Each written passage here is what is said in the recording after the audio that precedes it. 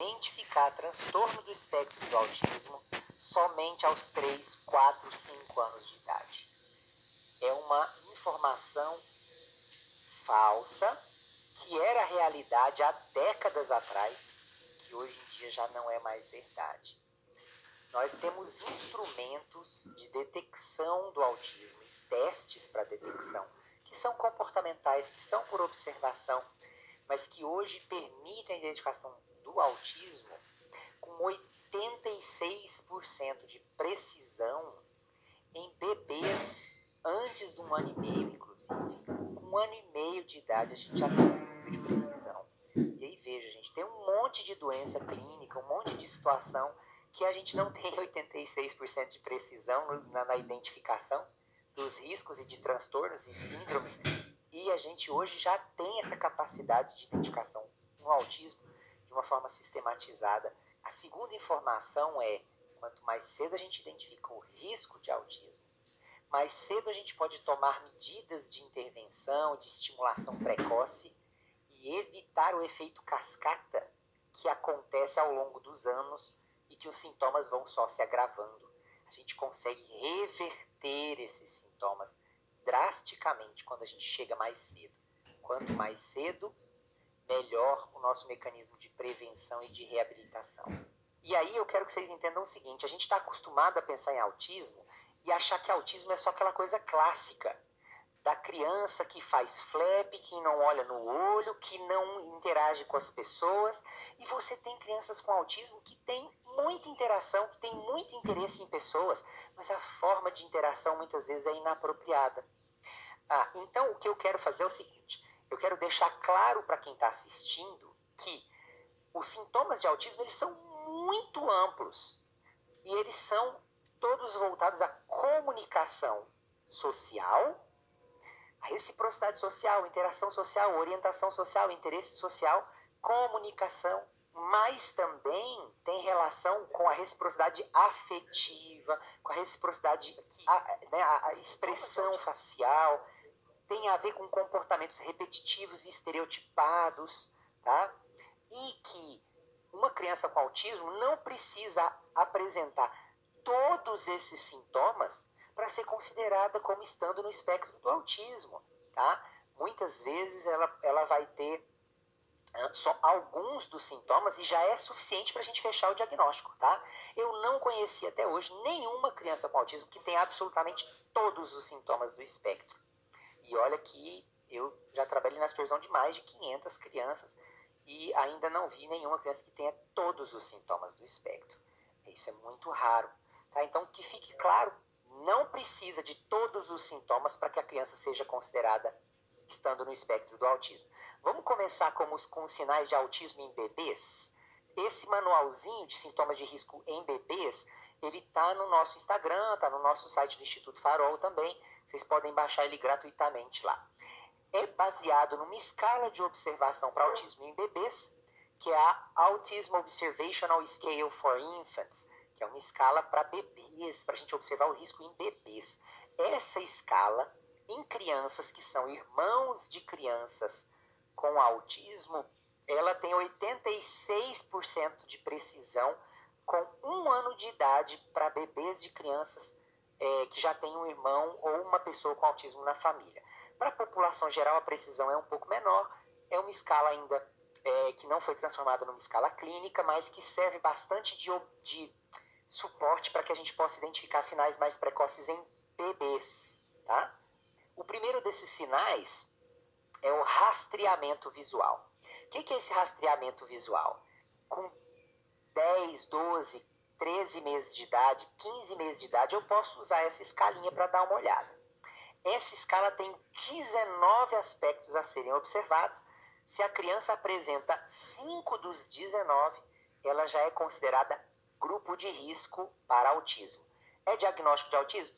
Não, é grupo de risco para autismo. O que isso quer dizer? Que eu tenho que encaminhar para uma avaliação com um profissional experiente na avaliação e na identificação do transtorno do espectro do autismo. Então, como que é isso na prática? Eu mostra um objeto para a criança. A hora que ele olhar o objeto, pode ser um chocalho, pode ser um tamborzinho, pode ser um carrinho, pode ser um pedaço de bloco. Quando a criança olhar o objeto, eu faço um deslocamento aqui, ó, e observo se a criança está acompanhando o objeto com o olhar ou se ela vai simplesmente se perder. Quando o objeto começa a andar aqui, às vezes a criança se perde completamente e ela não consegue fazer esse rastreamento. Não é um rastreamento correndo, mas também não é câmera lenta, tá, gente? Então é um rastreamento aqui, ó, mais ou menos nessa velocidade. Eu vou mover nessa velocidade, certo? E vou observar se a criança consegue rastrear de um ponto a outro que eu estou fazendo ali com aquele objeto. Vamos ver o segundo sinal? Desengajamento da atenção de um objeto para outro.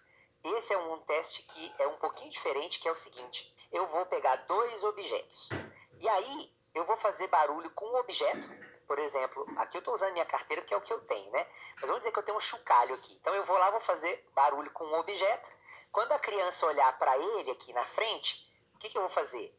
Eu vou colocar outro objeto aqui do lado, a mais ou menos um braço aqui de distância, e vou sumir com o outro objeto, para ver se a hora que eu apresento esse aqui, ele já olha para o outro. Então, barulho, olhou, eu coloco o outro e somo com esse aqui. O que eu quero fazer? Quero ver se ele vai olhar imediatamente para o outro.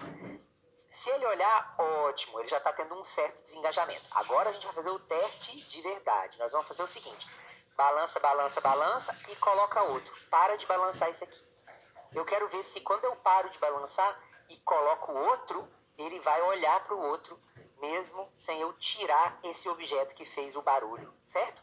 Porque às vezes a criança... Então a primeira é como se fosse uma prática, eu faço uma vez só, e na segunda eu vou fazer o barulho e vou subir o outro objeto e parar de fazer o barulho para observar se a criança vai se engajar nesse novo objeto e vai perceber a presença do outro objeto.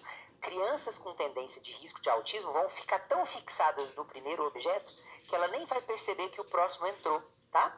Então eu coloco aqui um braço de distância, mais ou menos como se fosse um tá em cima do meu ombro, o outro tá em cima do outro ombro. Então estou mostrando fazendo barulho, jogo o próximo aqui, certo? O terceiro aspecto, gente, é resposta a nome, né, que está aí aparecendo na tela para vocês agora. E é o seguinte, gente, criança típica com 5, 6 meses de idade, gente, 80% das vezes que você chama o nome do menino, ele olha para você. Olha 100% das vezes? Não, 100% das vezes chama robô. Né? Nenhum ser humano é um robozinho. Então eles vão olhar ali 80, 90% das vezes. Tem hora que ele está distraído, que ele não percebe, mas a maior parte das vezes ele vai olhar. Pode fazer 10 vezes diferente ali e ver se deu 80, né? 8 de 10 ou não. Se for abaixo disso, mas ele responde ao nome, só que eu tenho que chamar 3 vezes. Já está escorregando ali na tendência típica de uma criança de 1 ano, por exemplo. Uma criança de 1 ano, geralmente, você chama, ele olha. Mas é que quando ele está brincando com o objeto, aí eu chamo ele pelo nome, ele não olha. Se ele não está fazendo nada e eu estou de frente para ele, eu chamo, ele olha. Então, vocês estão percebendo o tanto de coisa que eu tenho que garantir que esteja funcionando ali no momento para que eu consiga a atenção da criança? Uma criança típica, gente, ela tá brincando com o brinquedo aqui. Você chama ela pelo nome, ela levanta o olho para ver ali por que você tá chamando ela. Vai que é chocolate, né? Então ela aprende a olhar e responder o nome. Agora, a nossa criança com autismo, ela tem muitas vezes a tendência de, se ela tá brincando com uma coisa, você chama ela pelo nome, ela nem tchuns. Ela não olha, tá? Muitas vezes isso acontece. Ou olha, mas a frequência é abaixo da média. Agora, vamos parar para pensar? Uma criança típica olha 8 de 10 vezes que a gente chama.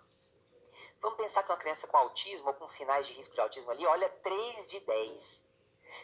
Olha só, 50% das oportunidades de aprendizado que ela teria ali, ó, ela está perdendo. Ela está perdendo mais da metade das oportunidades de aprendizado, na verdade. Então, como é que ela vai aprender? O que é uma bola? O que é um carro? Porque a gente chama ela, ela não olha. Ela acaba perdendo oportunidades de aprendizado, de interação. Tá? Então, é muito importante que a gente trabalhe isso para que não afete o desenvolvimento da criança. O quarto é resposta em relação à mudança de expressão facial. E aqui, gente, vocês vão ver, bebezinho pequeno, geralmente você começa a sorrir para ele. Dá. Ele sorri de volta. E aí, para nossa criança com autismo, o que eu vou fazer? E vou sorrir. E na hora que ele me ver sorrindo, eu mudo para uma cara neutra. Não é cara de bravo, não é cara de ameaça, é uma cara neutra, tá? Então, de sorrindo para neutro. Geralmente você percebe na criança típica uma mudança de expressão facial que acompanha logo em seguida da nossa mudança de expressão facial. Ou ele tenta começar a fazer gargalhadinha para provocar a gente e conseguir de novo aquele sorriso nosso. Então, ou ela muda de expressão facial, ou ela tenta buscar o nosso sorriso de novo, porque é meio desconfortável para ela ter uma pessoa neutra que estava rindo anteriormente. Às vezes ela até dá uma olhadinha para fora, às vezes ela até dá um ensaiozinho de choro, porque ela acha estranho e ela não entende por que você parou de rir. Muitas vezes a criança com autismo, você começa a rir e quando você muda, ela continua com a mesma cara, ela não tem mudança de expressão facial, ela não tenta te engajar de novo, ela não se incomoda, ela continua sem nenhuma expressão facial. A quinta é a antecipação de rotinas sensório-sociais. Sabe aquelas rotinas que a gente faz com a criança, por exemplo? Cadê o João? Achou! Cadê o João? E eu chego aqui perto e a criança vai lá e tenta tirar minha mão para fazer o achou. Essa tentativa de tirar minha mão é uma comunicação gestual para continuar a rotina de interação social. Outra coisa, pego a criança, levanto, abaixo. Quando eu coloco no chão e provoco, vou levantar. Muitas vezes o que a criança vai fazer? Vai levantar o bracinho para pedir mais. Muitos dos nossos bebês com risco de autismo, você levanta, você vê que ele está achando bom. Quando você coloca no chão, ele vai fazer outra coisa e ele não tenta pedir para você continuar. Ou você faz aqui, por exemplo, cadê? Achou. Chega perto dele, ele não vai tentar tirar sua mão para fazer achou de novo. Ele vai simplesmente continuar distraído ou vai fazer outra coisa e não vai comunicar para você através de um gesto, tirando sua mão, levantando o bracinho, ou uma vocalização. Muitas vezes eles fazem uma vocalizaçãozinha, esses bebês, para que você continue a brincadeira. As nossas crianças com risco de autismo, a maior parte das vezes não vão vocalizar. Mas ele é capaz de fazer. Eu já vi ele fazendo 3 vezes. 3 vezes não é frequência esperada. Geralmente um bebê de 1 ano, ele vai pedir ali também de 70%, 80% das vezes que você provocar e engajar ele na rotina sensório-social, ele vai pedir para você continuar. Por exemplo, corre atrás, faz cosquinha. Sai de perto, provoca, corre atrás, faz cosquinha. Sai de novo um pouquinho mais longe, provoca a criança. O que ela vai fazer? Vai te olhar no olho, vai vocalizar ou vai fazer um gesto para você voltar de novo.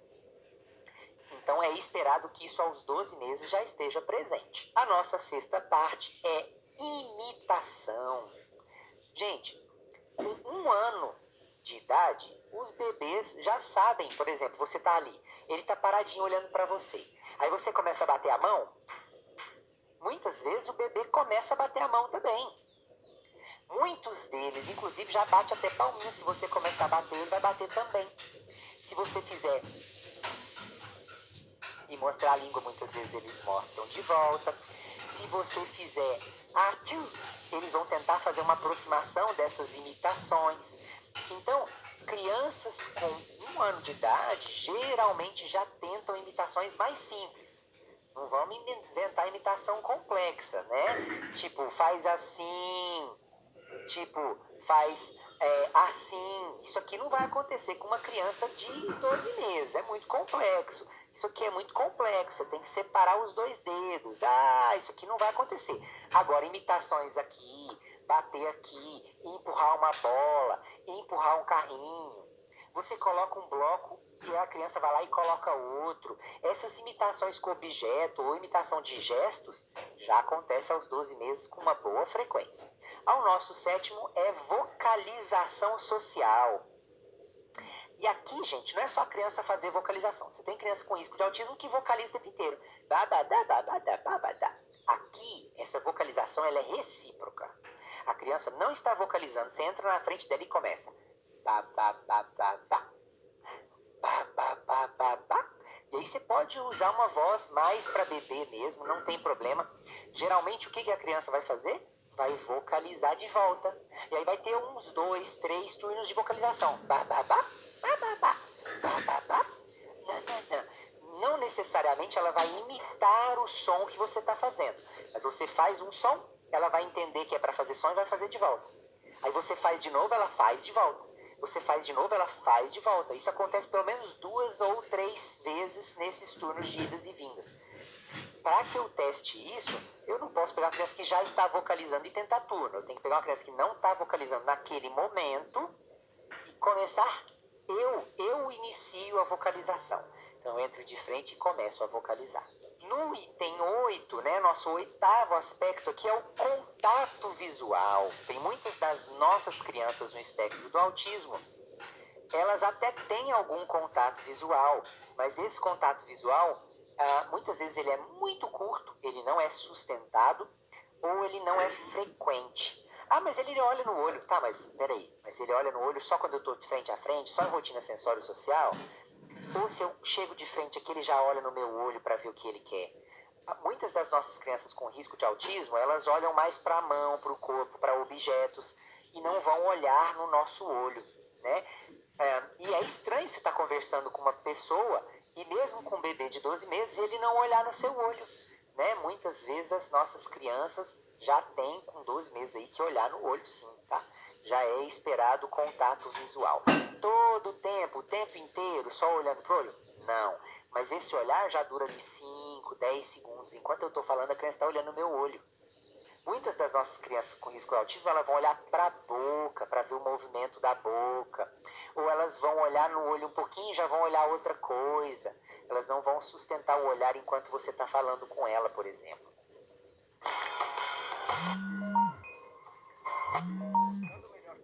Dá um Google. Vamos para o nosso 9º aspecto.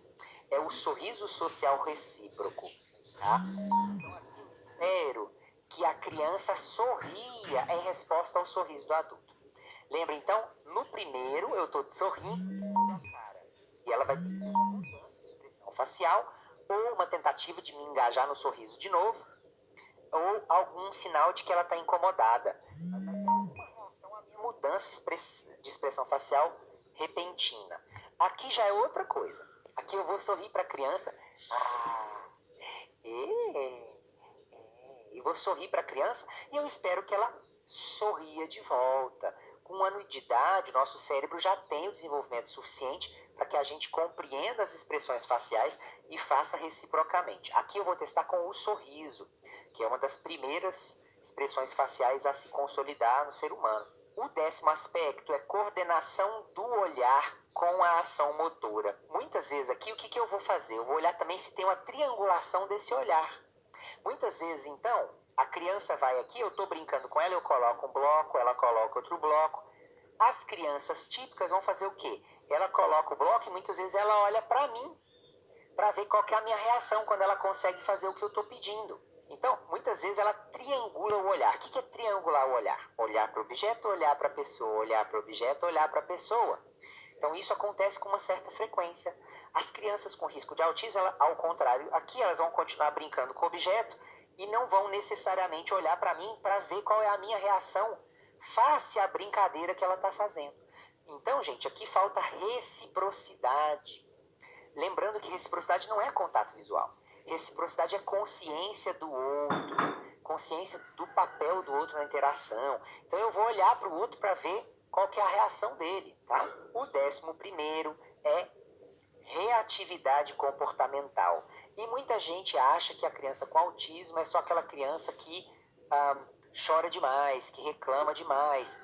Agora a gente tem o outro oposto também. Uma criança que é passiva demais, que está sempre tudo bem, que nunca reclama, que nunca chora, que chora muito pouco, também é estranho. pode ser um sinal de risco de autismo. Ah, meu bebê não tem nenhum desses sinais, mas ele chora muito pouco, então ele tem autismo? Não, de jeito nenhum, certo? Agradece a Deus, fala obrigado que ele chora pouco. Agora, aqui, o que eu quero deixar claro? Um sinalzinho desse não é sinal de nada, entende? Ah, mas ele não olha no olho. Tá, mas é a única coisa que ele tem desses 19 sinais, então não é sinal de risco de autismo. Precisa de pelo menos 5 em conjunto para que eu realmente estabeleça o risco, tá? Agora, a criança que é muito paradona, que não busca interação, que tudo para ela tá tranquilo, que nunca reclama de nada, é prazeroso você ter uma criança assim, mas não é esperado de um bebê de 12 meses. Quem trabalha em creche sabe. Reclama, briga porque tá com fome. Agora, aquela criança que tá todo mundo tranquilo, e o tempo inteiro ele tá reclamando, o tempo inteiro ele tá brigando, nunca tá satisfeito, tá sempre incomodado com alguma coisa, também pode ser risco de autismo, aqui nesse 11º sinal. O segundo é o interesse social e o prazer partilhado. Então aqui a criança, gente, criança de 1 ano busca adulto e a atenção do adulto o tempo inteiro. Fica o tempo inteiro querendo buscar a atenção do adulto, é muito frequente. Uma criança que brinca sozinha aos 12 meses e não busca ou busca muito pouco o interesse do adulto, né, ela descobre um brinquedo novo e não quer mostrar pra gente ver qual é a nossa reação, que não vem brincar perto do adulto, que não vem buscar o adulto, tem pouco interesse social. Esse é um possível risco, sinal de risco aqui no 12º item. Mas aqui também tem o prazer partilhado. Às vezes você solta a bolinha de sabão, a criança está rindo, mas ela não olha para você quando ela ri. Ela não partilha o prazer, ela não olha para mostrar para você que ela está feliz. Ela ri sozinha.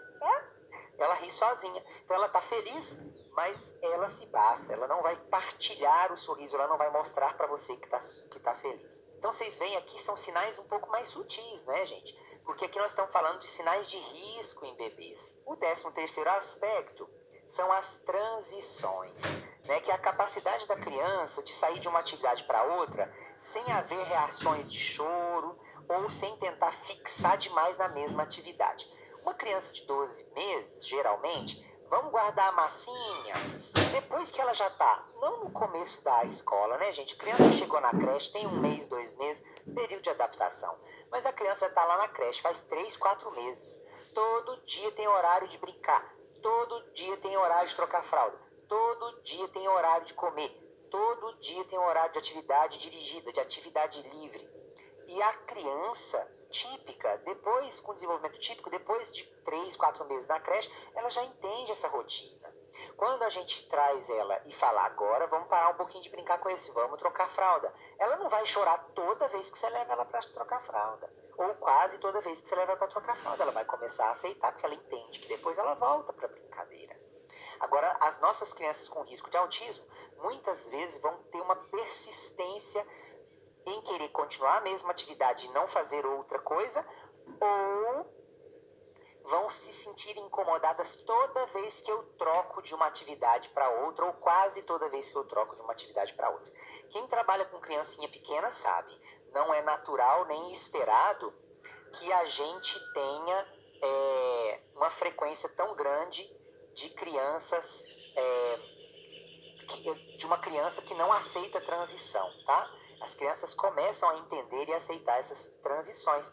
Outro aspecto de risco aos 12 meses é o controle motor, tá? Então, o grau com que o comportamento motor é direcionado e articulado, né, gente? Uma criança de 12 meses, geralmente ela, assim, né, um desenvolvimento típico, ela já senta super bem, sólido, ela já faz troca de posição de deitado para sentado, de sentado para agachado, ela já engatinha, muitas vezes ela já está pelo menos tentando ficar de pé nos móveis e dar aquelas balançadinhas, né?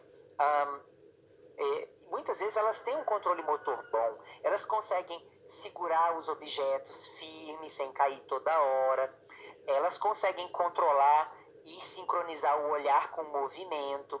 Agora, algumas crianças com autismo têm um atraso motor mais significativo.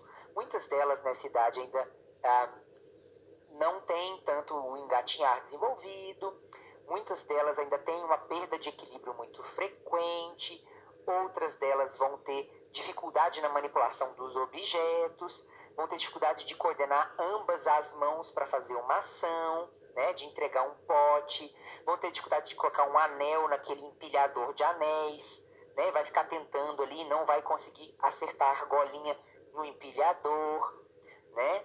Esse é um possível sinal de risco. O 15º são movimentos motores atípicos. Com 1 ano de idade, ainda é muito frequente aquele movimento que a criança mexe os 2 braços ao mesmo tempo, né? Ou que ela faz assim ao mesmo tempo. Agora, a diferença é que o movimento é para cima e para baixo. As crianças que têm risco de autismo, algumas delas têm um movimento de ficar olhando a mão contra a luz, ou de ficar fazendo movimentos de mão assim, ó, repetitivos, às vezes com a mãozinha só. Outras têm a tendência de fazer o flapping, nessa idade é menos frequente, mas eu já vi acontecer de fazer o flapping, que é as 2 mãozinhas assim, ó, junto ao corpo, sacudindo de cima para baixo. Muitas delas têm tendência de ficar tampando o olho, tampando o ouvido. Nessa idade eles ainda não têm tanta coordenação para tampar o olho, muitas vezes eles abaixam. E ficam evitando, né? E tem essa tendência de ficar muito abaixadinho às vezes, tá? Essas posturas motoras são atípicas, né? Basta você comparar com as outras crianças e observar se esse tipo de postura é mais frequente do que nas outras crianças. Geralmente, quando você está numa creche, você tem ali 10, 12, 15, 20 crianças no mesmo ambiente. Então, você tem uma amostra de crianças típicas para você comparar. Então, esses movimentos são atípicos. Outra coisa, comportamentos sensoriais atípicos. É muito frequente nessa idade as crianças com risco de autismo fixarem luz, fixarem ventilador, fixarem coisas que giram, né? Ficar olhando rodinha de coisa que gira e fixar naquilo que gira. Ou nas luzes, isso é muito frequente. Então, tem esses interesses sociais atípicos. Alguns deles ficam com interesse em textura e fica fixado na mesma textura, tá? Isso também é muito frequente nessa idade. Outra coisa é o engajamento da atenção. Esse 17º sinal de risco é crianças com 12 meses, ela já tem a capacidade de sustentar a atenção num objeto por um tempo. Então você está brincando com o objeto, ela sustenta a atenção e fica olhando. E fica olhando o que você está fazendo. Ela já olha por vários segundos seguidos sem mudar a atenção. As crianças, os bebês com risco de autismo, o que eles vão fazer? Eles olham o que você está fazendo, de repente eles já estão olhando para outra coisa, de repente já olhou para outra coisa, aí já olhou para outra coisa, e aí já olhou de novo aqui, já olhou para você. Então a troca de atenção é muito mais frequente para muitas dessas crianças. Persistência em possíveis objetos ou aspectos do ambiente. Tem criança que escolhe um brinquedo e só quer brincar com aquele brinquedo. Toda vez que você tira daquele brinquedo, ele chora. Toda vez que ele chega na aula, ele já pega aquele brinquedo e passa a manhã inteira com aquele brinquedo. Gente, geralmente é horas com o mesmo brinquedo. Uma criança de 1 ano, gente, não se interessa horas pelo mesmo objeto. Geralmente ela brinca um pouquinho, daqui a pouco ela já levanta e vai fazer outra coisa, vai brincar com outro objeto. Ela explora os diferentes brinquedos, ela explora o ambiente. As nossas crianças com risco de autismo muitas vezes vão ter a tendência de brincar sempre com o mesmo brinquedo ou sempre da mesma forma repetitiva. E o 19 é partilha de interesses com o olhar, que é aquela coisa, quando a criança acha uma coisa nova ou uma coisa interessante que ele está brincando, muitas vezes ele olha para a gente para ver qual que é a reação enquanto ele está pegando aquele brinquedo ou quando ele acha um objeto novo. As crianças com risco de autismo, muitas vezes, ela achou um brinquedo interessante, ela brinca com aquele brinquedo e pronto, acabou. Ela não vai necessariamente olhar para a gente para ver se a gente está partilhando ou não o interesse dela, certo? Então aqui a gente apresentou 19 possíveis sinais de risco. Aqui nós estamos falando para bebê de 12, 18 meses, tá? Agora, precisa ter os 19 para eu achar que tem risco? Não, 5 já é risco. Agora, tem é risco? Não, gente, pelo amor de Deus, deixa o menino viver a vida dele, certo? Agora, tem 3, 4? Também ainda não é zona de risco. Vamos esperar um pouquinho mais. Não é esperar 1 ano, é esperar um pouquinho mais, certo? Você gostou do nosso papai?